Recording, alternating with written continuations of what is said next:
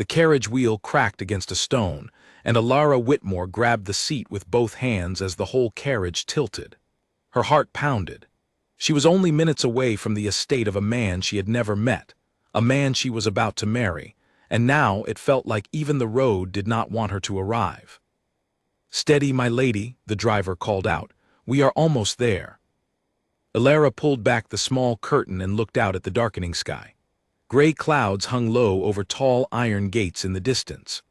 Behind those gates stood Ashbourne Hall, home of Duke Alaric Ashbourne, the man her father had promised her to 3 weeks ago without asking her a single question. She still remembered the moment her father told her. He had not looked at her when he said it. He had stared at the letters on his desk, the ones marked with red ink, the ones that spelled out how much money the family owed. "The Duke has agreed," he had said. "The wedding will be in a month." Alara had wanted to scream. Instead, she had simply nodded, because that was what a daughter was expected to do when her family's future depended on her silence. Now, as the carriage rolled through the iron gates, she felt her stomach twist.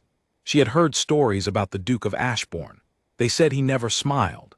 They said he had loved once, and that love had ended in tragedy no one dared to speak of clearly. Servants who worked for other noble families whispered that he kept to himself, that he rarely left his study, and that his eyes held something cold and unreachable. She was about to become his wife, and she knew nothing real about him at all. The carriage stopped in front of a massive stone house with dark windows. A row of servants stood outside, lined up neatly, waiting to greet her. At the front of that line stood a tall man in a black coat. His hair was dark, his jaw sharp, and his expression unreadable. He did not smile. He did not step forward. He simply watched as the carriage door opened. Alara took a breath and stepped down, her legs shaking slightly from the long journey, and from fear she refused to show. She lifted her chin and walked toward him, because whatever happened next, she would not let him see her tremble. "Lady Whitmore," he said, his voice low and steady. "Welcome to Ashbourne Hall." "Your Grace," she replied, offering a small curtsy. For a moment neither of them said anything else. The wind moved between them, cold and sharp, carrying the smell of rain that had not yet fallen. Alara studied his face, searching for some sign of warmth, some hint of the man beneath the title. She found nothing. His eyes were guarded, like doors locked from the inside. "You must be tired from your journey," he said finally. "Mrs. Grant will show you to your room." An older woman with kind eyes and gray hair stepped forward and gave a small nod. "This way, my lady." As Alara turned to follow, she glanced back once at the Duke. He was already walking away, his shoulders straight, his steps quick, as if he could not leave her presence fast enough. She swallowed the hurt that rose in her chest and reminded herself why she was here. This marriage was not about love. It was about saving her family. She would do her duty, and if the Duke wanted distance, then distance was exactly what she would give him. The room Mrs. Grant led her to was large and beautifully furnished, with a fireplace already lit and a window that looked out over wide gardens. Alara sat on the edge of the bed once she was alone and let out a long breath. "1 month," she whispered to herself. "1 month ago I did not even know his name." She thought of her mother, who had died when Alara was young, and wondered what advice she would have given. Probably something about strength, about holding her head high no matter what life placed in front of her. Alara closed her eyes and tried to hold on to that thought, because tomorrow she would marry a stranger, and she needed every bit of courage she could find. Outside in his private study, Duke Alaric Ashbourne stood by the window, watching the last light fade over the gardens. His hands were clasped behind his back, his jaw tight. He had agreed to this marriage for one reason only, to secure an alliance his family needed, nothing more.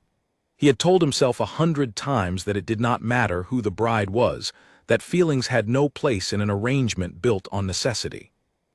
And yet, when the carriage door had opened, and he had seen her step out, something in his chest had tightened in a way he had not expected. There had been a quiet strength in the way she held herself, a courage in her eyes even though he could tell she was frightened. It unsettled him more than he wanted to admit. He turned from the window and looked toward a small portrait on the far wall, half hidden in shadow. It was a painting of a young woman with soft brown eyes and a gentle smile, a woman who had once meant everything to him before life had taken her away in circumstances still shrouded in mystery. He had not opened his heart to anyone since that day. He had built walls so high that even he sometimes forgot what lay behind them. "She is not here to replace anyone," he murmured to himself, his voice barely above a whisper. "She is here for duty. Nothing more." But even as he said the words, doubt crept into his mind, quiet and persistent, refusing to be ignored. Later that evening, a servant knocked softly on Alara's door, informing her that supper would be served in the small dining hall, and that the Duke wished for her company. Alara changed into a simple dark green gown, brushed her hair, and made her way down the wide staircase, her hand trailing along the cold banister. The dining hall was quieter than she expected, lit by candles that cast long shadows on the walls. Alaric was already seated at the head of the table when she entered. He rose slightly as she approached, a gesture of manners rather than warmth, and gestured for her to sit at the chair beside him rather than at the far end of the table.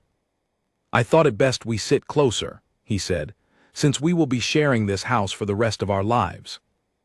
Alara sat down carefully, folding her hands in her lap. "That is considerate of you, Your Grace." "Alaric," he said quietly, "you may call me Alaric if you wish. There is no need for such formality between husband and wife." The word wife made her chest tighten, but she nodded. "Then you may call me Alara."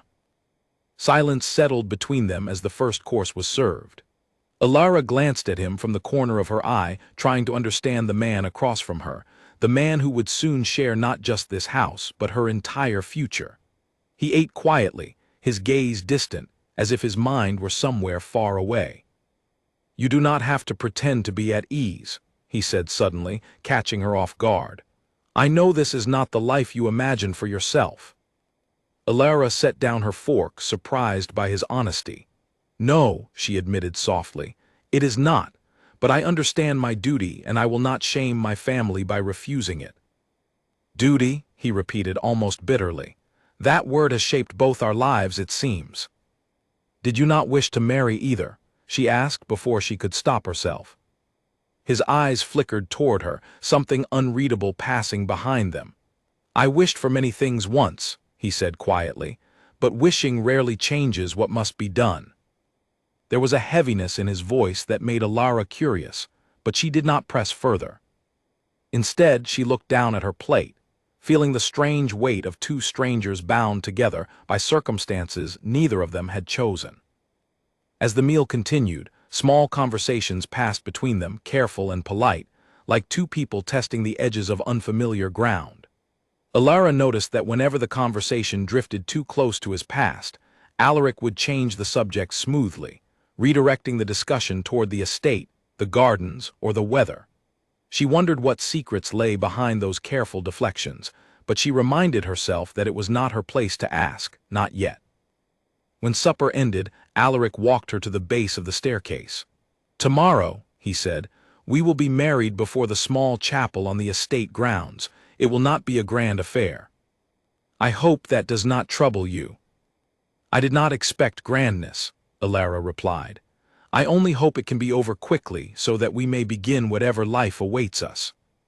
For the briefest moment, something shifted in his expression, something almost like respect. "Good night, Alara." "Good night, Alaric." She climbed the stairs slowly, her mind spinning with questions about the man she would marry in the morning.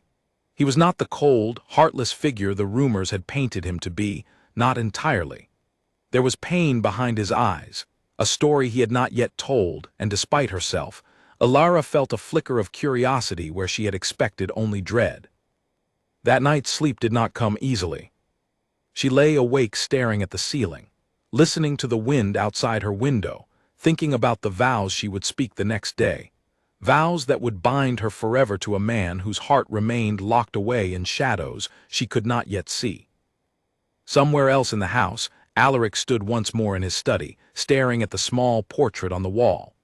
He thought of the woman waiting upstairs, the woman who would become his wife by morning, and for the first time in years he felt something stir inside him that he could not name, something dangerous, something that felt disturbingly close to hope. He did not know yet how deeply their lives were about to change. He did not know that the woman sleeping down the hall would soon become the reason he remembered how to feel again. All he knew, standing alone in the dim candlelight, was that tomorrow everything would begin. And somewhere in the shadows of Ashbourne Hall, old secrets waited patiently, secrets that would soon rise to test the fragile bond about to be formed between a duke who had forgotten how to hope, and a bride who had never stopped believing in her own strength. The morning of the wedding arrived with pale sunlight breaking through gray clouds, as if the sky itself could not decide whether to celebrate or mourn. Alara stood before the mirror in her room while Mrs. Grant fastened the final buttons on her gown, a simple ivory dress with delicate lace sleeves. It was not the wedding she had once imagined as a young girl, full of joy and family and love. It was quiet, practical, and final. "You look lovely, my lady," Mrs. Grant said softly. Alara studied her reflection, searching for the fear she expected to see in her own eyes. Instead, she found something steadier, a quiet resolve she had not realized she possessed. Whatever waited for her beyond those chapel doors, she would face it with her head held high. As she walked down the stone path toward the small chapel, the cool morning air brushing against her skin, she saw Alaric standing at the entrance, dressed in dark formal attire, his expression unreadable as always. But when their eyes met, something passed between them, brief and wordless, a silent acknowledgement that they were both about to step into a future neither of them had chosen, yet both were determined to face. Neither of them could have guessed, in that quiet moment before the ceremony began, that this arranged marriage, born from duty and necessity, was about to become something far more powerful than either of them had ever expected.